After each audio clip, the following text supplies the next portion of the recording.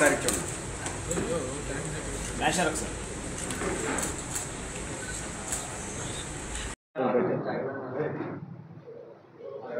సత్యం వచ్చి ముందు కూర్చోయా. తెలుగు భాషా సంస్కృతికి సంబంధించి రాష్ట్ర ప్రభుత్వ పరంగా 2 మంచి ముందడుగులు పడటం అనేటువంటిది చాలా అభినందించదగ్గ విషయం. మొట్టమొదటిది రాజమహేంద్రవరంలో తెలుగు విశ్వవిద్యాలయాన్ని ప్రారంభించాలనేటువంటిది తెలుగువారి యొక్క సుదీర్ఘమైనటువంటి కోరిక. రాష్ట్ర విభజన జరిగిన తర్వాత పొట్టి శ్రీరాములు తెలుగు విశ్వవిద్యాలయం ఏదైతే ఉందో హైదరాబాద్లో, దాన్ని వారు సురవరం ప్రతాప్ రెడ్డి గారి పేరు పెట్టుకున్నారు. వాళ్ళ రాష్ట్రం, వాళ్ళ ఇష్టం, మనకేం అభ్యంతరం లేదు. అయితే ఆ తెలుగు విశ్వవిద్యాలయం మనకు లేకపోవడం అనేది చాలా బాధాకరమైన విషయంగా ఉండేది. దాని మీద సుదీర్ఘమైనటువంటి పోరాటం చేయడం జరిగింది. దీనికి రెలవెంట్ మ్యాటర్ అంతా కూడా మీకు ఇవ్వడం జరిగింది. అయితే ఇక్కడ వాస్తవ పరిస్థితి ఏమిటంటే, రాష్ట్ర ప్రభుత్వం నిన్న ఇన్ఛార్జి వైస్ ఛాన్సలర్గా ప్రొఫెసర్ మునిరత్నం నాయుడు గారిని, ఆయన చాలా అనుభవజ్ఞుడు, తరువాత ఈ తెలుగు ప్రాచీన భాషా కేంద్రానికి కూడా చేసి బెంగళూరు, మైసూరు, అదేవిధంగా కేంద్ర ప్రభుత్వం తెలుగు భాషకు సంబంధించి తెలుగు యూనివర్సిటీ కూడా పనిచేసిన వ్యక్తి, చాలా సత్సంబంధమైన వ్యక్తి. కాబట్టి ఆయన నియమించడం కూడా ప్రభుత్వం చేసిన మంచి పని, చాలా మంచి పనిగా నేను భావిస్తూ, దీనికి సంబంధించినటువంటి చరిత్ర ఏమిటంటే, భాషాపరంగా ఒక విశ్వవిద్యాలయాన్ని స్థాపించడంలో ప్రపంచం మొత్తం మీద 2వ విశ్వవిద్యాలయం తెలుగు విశ్వవిద్యాలయం. ఇది ఎన్టీ రామారావు గారి మానస పుత్రిక. ఆయన కావాలని చెప్పని ముఖ్యమంత్రి అయిన తర్వాత ఈ తెలుగు విశ్వవిద్యాలయాన్ని ప్రారంభించారు. మిగతా విశ్వవిద్యాలయాలకి ఛాన్సలర్గా గవర్నర్ ఉంటారు, కానీ ఎన్టీ రామారావు ముఖ్యమంత్రి ఉన్నప్పుడు ఆయనే దానికి ఛాన్సలర్గా ఉండి దాన్ని రోజు దినదిన ప్రవర్తమానంగా ముందుకు తీసుకెళ్లాలని తపనతో ఆయన ముందుకు పనిచేశారు. కానీ అయితే విషయం ఏంటంటే, ఈ తెలుగు విశ్వవిద్యాలయంలో 22 సబ్జెక్టులు ఉంటాయండి. 22 సబ్జెక్టులు.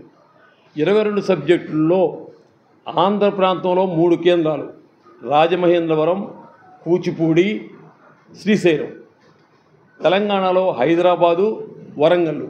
ఈ 22 కోర్సుల్లో సబ్జెక్టుల్లో కూడా కూచిపూడి నృత్యము, యక్షగానము, అదేవిధంగా రాజమహేంద్రలో తెలుగు సాహిత్యం, అదేవిధంగా శ్రీశైలం ఇంకో సబ్జెక్ట్. అంటే కేవలం 3 సబ్జెక్టులు మాత్రమే ఆంధ్ర ప్రాంతానికి పరిమితం అయ్యి మిగతావన్నీ కూడా హైదరాబాద్లోనే ఉన్న కారణంగా గత 12 సంవత్సరాలుగా మన విద్యార్థులు చాలా ఇబ్బందులు పడ్డారు, చాలా కష్టాలు పడ్డారు. అడ్మిషన్స్ లేవు.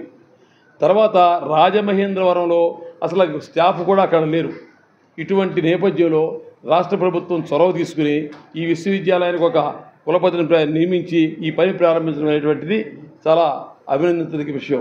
అయితే ఇక్కడ కావాల్సింది ఏమిటంటే, చాలా ఆశ్చర్యపోతారు. ఈ విశ్వవిద్యాలయం ఇంకా ముందుకు పరుగులు పెట్టాలంటే దానికి కావాల్సింది కేవలం 50 కోట్ల రూపాయలు. 50 కోట్ల రూపాయలు కనుక ఈ రాజమహేంద్రవరంలో ప్రారంభిస్తున్నటువంటి విశ్వవిద్యాలయానికి ఇస్తే, మరలా అప్పుడు తెలంగాణలో ఉన్నటువంటి ఈ పొట్టి సురవరం ప్రతాప్ రెడ్డి తెలుగు విశ్వవిద్యాలయం ఏదైతే ఉందో 100 పాళ్ళు అమలు జరిగేటువంటి అవకాశం ఉంది. కాబట్టి నేను రాష్ట్ర ప్రభుత్వాన్ని హృదయపూర్వకంగా అభినందిస్తూ సవినయంగా మనవి చేసేది ఏమిటంటే, కేవలం 50 కోట్ల రూపాయలు మీరు ఆ విశ్వవిద్యాలయానికి కేటాయిస్తే ఆ విశ్వవిద్యాలయం బాగుపడుతుంది. చాలా రామారావు గారి కలల మేరకు అది ముందు పరిగెడుతున్నటువంటిది నా విన్నపం రాష్ట్ర ప్రభుత్వానికి. ఈ పోరాటంలో మేము చేసిన ఈ సుదీర్ఘమైనటువంటి ఈ 12 సంవత్సరాల పోరాటంలో మాకు సహకరించినటువంటి వాళ్ళు ఎంతోమంది పెద్దలు ఉన్నారు. అప్పుడు సోము వీర్రాజు గారు ఎమ్మెల్సీగా ఉన్నారు, ఆయన.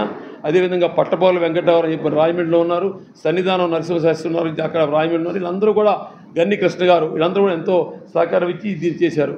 అన్నిటికంటే సంతోషం తగ్గ విషయం ఏంటంటే, రామారావు గారి కుమార్తె పురంధరేశ్వరి గారు ఇప్పుడు రాజమండ్రి పార్లమెంటు సభ్యులుగా ఉన్నారు. ఆవిడ పార్లమెంటుకి ఎన్నికైన దగ్గర నుంచి నేను వారిని కలిసినప్పుడు తప్పనిసరిగా ఇదే పనిలో ఉన్నానని నేను చెప్పాను అన్నారు. రాష్ట్ర ప్రభుత్వం ఇవాళ ఈ నిర్ణయం తీసుకోవడంలో వారి యొక్క సహకారం, వారి యొక్క ప్రయత్నం కూడా చాలా ఉందని చెప్పి వారికి కూడా నేను కృతజ్ఞత తెలియజేసుకుంటూ, ఇప్పుడున్నటువంటి ప్రస్తుతమైనటువంటి కర్తవ్యం ఏమిటంటే, మన ముందు అందరి ముందు ఉన్నది, దానికి సరైనటువంటి నిధులు అధికారులు పెట్టే చిన్న చిన్న ఇబ్బందులు, అడ్డంకులు పక్కన నెట్టేసేసి కేవలం 50 కోట్ల రూపాయలు ఇస్తే ఆ తెలుగు విశ్వవిద్యాలయం మునిరత్న నాయుడు గారి ఆధ్వర్యంలో చాలా ముందు పరిగెడుతుంది. అదేవిధంగా 22 సబ్జెక్టుల్లో కూడా మన పిల్లలన్నీ కూడా చదువుకోవడానికి చాలా అవకాశం ఉంటుంది.